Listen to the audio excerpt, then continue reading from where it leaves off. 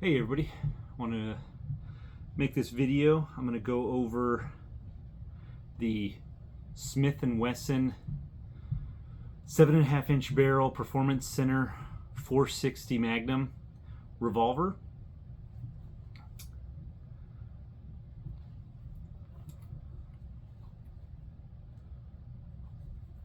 Holds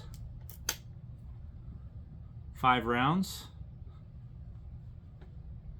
Now, it says that it's 7.5 inches, but that's just the barrel. So whenever that's measured from here to here, it does not count the compensator at the end. So you're gonna have to keep that in mind for any holsters you're getting or have. If you don't mind this sticking out of the bottom of the holster, then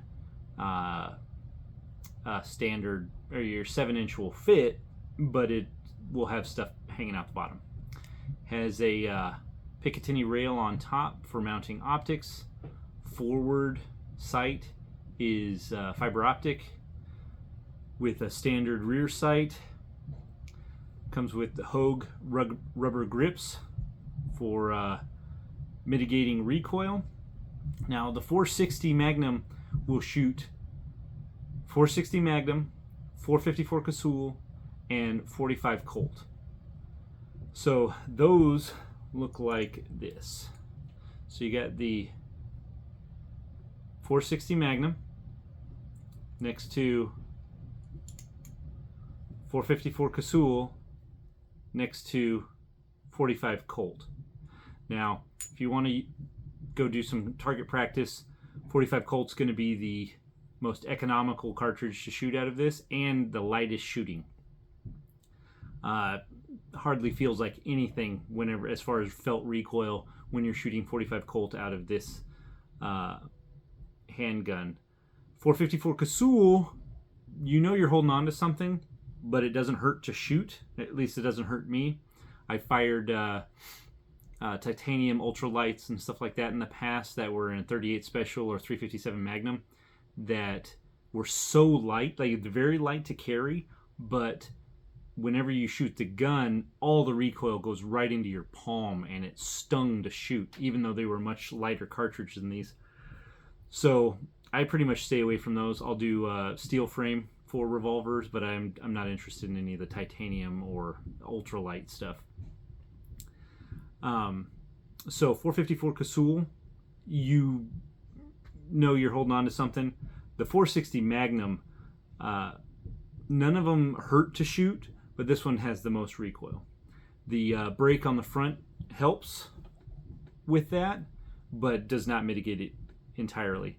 It comes with a sling, so you can have this slung over your shoulder. Sling attachment here, and you could put the secondary sling attachment here into the bottom of the handle. Has the thumb release here to open up the cylinder, the plunger to eject your spent cartridges. You could fire it in hammer down. Has a fairly heavy trigger pull, or if you want a hair trigger, you can cock it and get a very light trigger pull. I have this I live in Alaska, so I prefer to carry a 12 gauge shotgun if I'm out in the woods, but if I want to have hands free, I want to go a little bit lighter than that kind of setup. I got this to be a sidearm versus bear, moose, large game.